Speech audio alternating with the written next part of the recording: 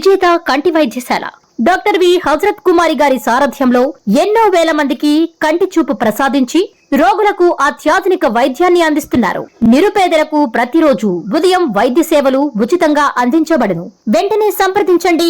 విజేత కంటి వైద్యశాల, కెనరా బ్యాంక్ పక్కన, బాబు ఐస్ క్రీమ్ ఎదురువీధి, బృందావనం, నెల్లూరు. అంటే నాకు మొన్న ఒక్క నిమిషం చెప్తాను, నాకు అర్థమైంది. అంటే ఒకటి, మన కడపలో ఉన్నప్పుడు పాత్రికేయ సోదరులు నాకు చెప్పారు, ఆ రోజు మీరు కూడా చూసి ఉండొచ్చు దాన్ని. ఇది నేను మొన్న కారులో వెళ్తా, మొన్న ఎంపీడీఓ గారిని దాడి సంఘటనలో నేను కారులో వెళ్తే చాలాసార్లు అనిపిస్తే,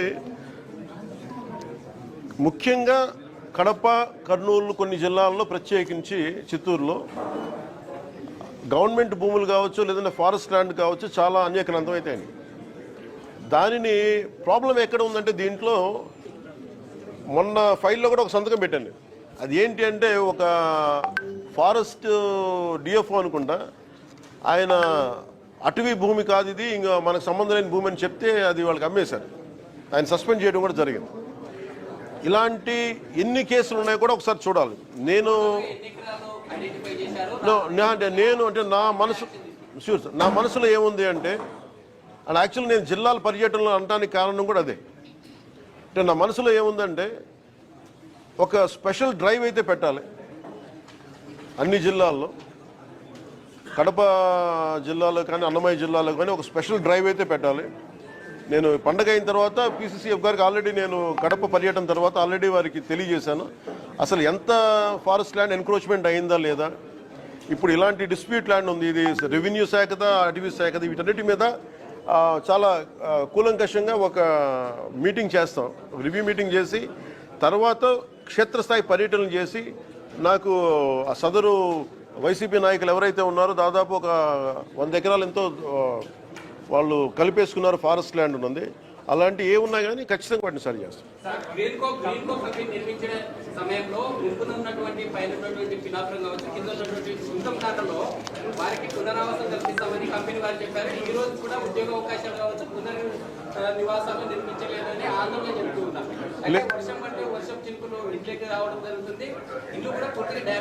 లేదు అట్లాంటివన్నీ లేదు.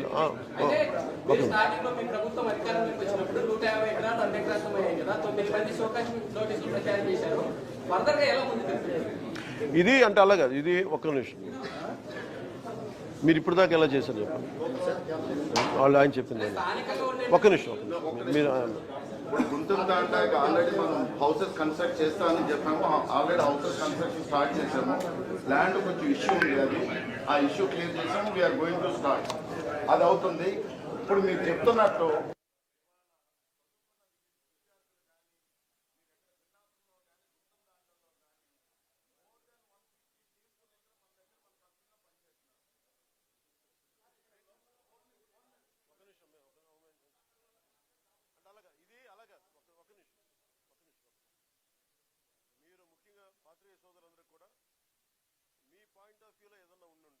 మీరు దయచేసి అది నా దృష్టికి తీసుకురండి, ప్రభుత్వం దృష్టి తీసుకురండి.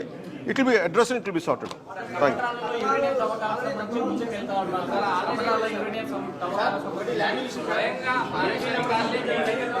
I think let me I think address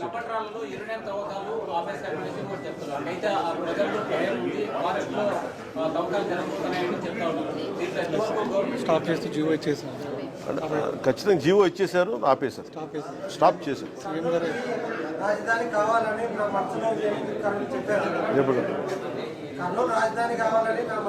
ఎప్పుడు చెప్పాను, చెప్పిన విధానం ఎప్పుడంటే అలాగా వినండి.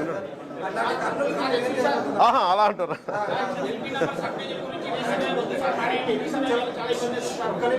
ఒక నిమిషం ఉండండి. కర్నూలు అత్యంత అద్భుతమైన నగరం కావాలని, దాంట్లో భాగంగానే ఒక నిమిషం దాంట్లో భాగంగానే ఒక నిమిషం మాట దాంట్లో భాగంగానే ఇప్పుడు ఏదైనా సరే ఒక మహానగరం అవ్వాలంటే ఎనర్జీ ఉండాలి. సో ముందు మీకే గొప్ప ఎనర్జీ ఉంది, మీ అవసరాలకు వాడుకున్న తర్వాత బయటకు వస్తాయి, ఆటోమేటిక్గా నగరాలు బాగా అద్భుతంగా డెవలప్ అవుతాయి.